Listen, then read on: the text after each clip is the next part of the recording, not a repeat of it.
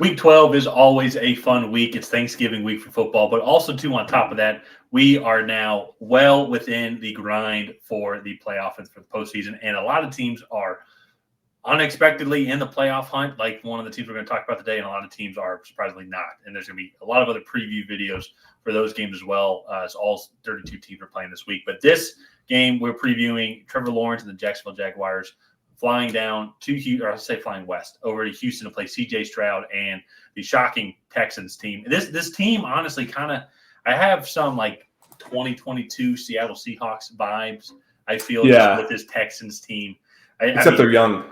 Except they're young, and there's a lot more potential, and I think there's a clear superstar in the making that we're kind of seeing him grow up. And C.J. Stroud, we've talked about it a bunch on this channel, just because I was at that Ohio State Georgia game on New Year's Eve, where C.J. Stroud, I feel like, just came to life, and that was the C.J. Stroud we all like knew he could become. And it's great seeing him play this way now, and the success that they're having so far this season.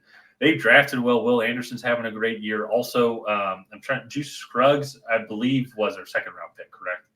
Yes. He's been on IR. He's on IR. So for a little while, actually, since week 0, actually. So not good. But luckily, Tank Dell, their other draft pick, has been panning out amazingly, as well as just this entire receiving core as well.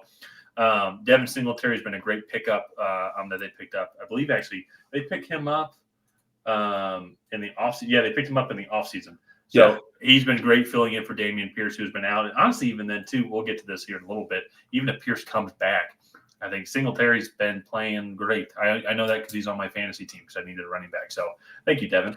Jacksonville, on the other hand, they had a dominant victory against Tennessee Titans. Definitely seemed to let Calvin Ridley loose, as he had multiple touchdowns in the game. Trevor Lawrence seems to be finding his stride. This offense, I think now also they got Zay Jones back as well. This offense, I feel, could be starting to really find their rhythm, as we saw them last year around this time, and just go on this great winning streak going into December. This game is huge. I never would have thought that this game would actually be important, especially this deep into the season. I've been talking now for a couple minutes, but I want to throw it over to you now for just kind of your overall thoughts on both these teams up to this point, what each team has to do to come out victorious this Sunday. Yeah, well, Jacksonville right now, I believe, is second or third in the AFC behind the Chiefs and Dolphins. And, they've had the season I think we've expected. We've all expected them to come in and be not just a contender, but most likely win this division, while the Texans have been a massive surprise. We thought they were 2 years away from being 2 years away. There were questions about C.J. Stroud, how well he would translate. Obviously, those questions are answered, right? They have their quarterback of the future. If they could sign him to a 10-year extension tomorrow, I'm sure they probably would, because he has been just absolutely electric, especially in the last 2 or 3 weeks, where he's just exploded. I think he has over almost 10 touchdowns total in the last 2 weeks, which is just insane to think about from a rookie quarterback. So the Texans are definitely exceeding expectations. When they met the first time, the Texans were pretty dominant. And I want to say it was mostly through the air, but I also think that they were able to create a lot of turnovers and short fields for themselves on the defensive side of the ball. C.J. Stroud was 20 for 30 for 280 yards and 2 touchdowns. It doesn't look like they – let me look at I've got it up here. Texas got up 17-0 as halftime looked like. And then Jaguars started to come back a little bit here. They got it down to 17-10. But then Texas just took away. They dominated the whole game here. And so Stroud, 20 for 30, 280 yards, 2 touchdowns.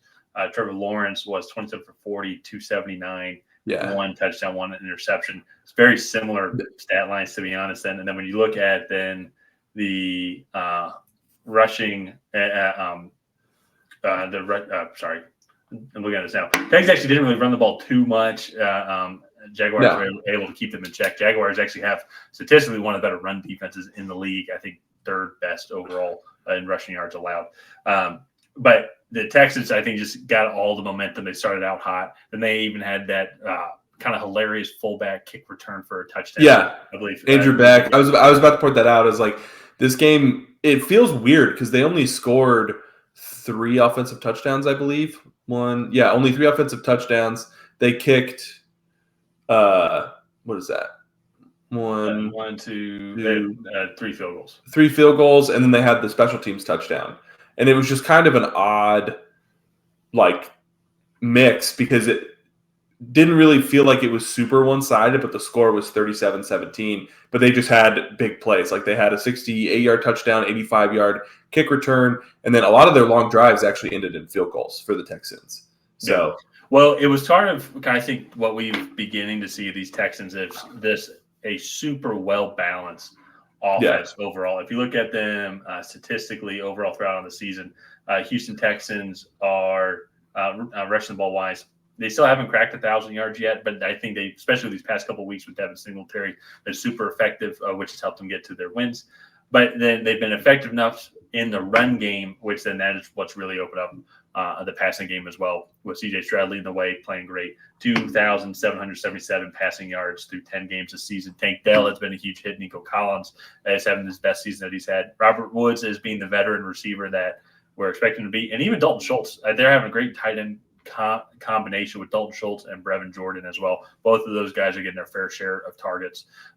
So a lot of options that they have here. And huge shout out, I would say, to the offensive coordinator, Bobby Slowick, and the kind of system that he's put in place. But also then shout out to D'Amico Ryans as well. I think these guys are playing hard. They're a super young team.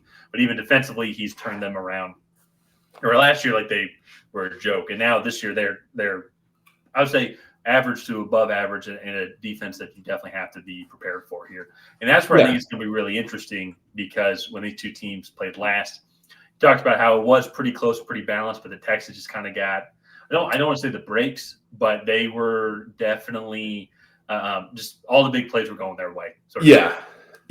I feel like the Texans and the Jags are very similar style teams. I think they're both defenses are average to above average. Clearly with them with their strengths, but also with their weaknesses as well. But then on the passing game, I think the Jags can run the ball a little bit better. I'd say with Travis Etienne, maybe a little bit more dynamic back there. But their skill position player wise on the receiving and on the tight end. The Jags, I think, like if you just go down the list of paper, I think the skill position players on the Jags are better. But the way that the Texans receivers and tight ends and how C.J. Stroud runs that offense, they fit into that system. I think it's going to be very comparable offenses, and I think it's going to be a back and forth match going back and forth this Sunday. I think it's going to be an amazing one. Yeah, this is definitely one of the games I'm most excited to watch on Sunday. I know there's a good bit of games coming on. There's a good bit of games being played on Thanksgiving and then a game on Black Friday. So Sunday comes around at 1:00. I will most likely be tuning into this one. So let's go ahead and get in predictions. But before we do that, if you guys have not already, please go ahead and like and subscribe.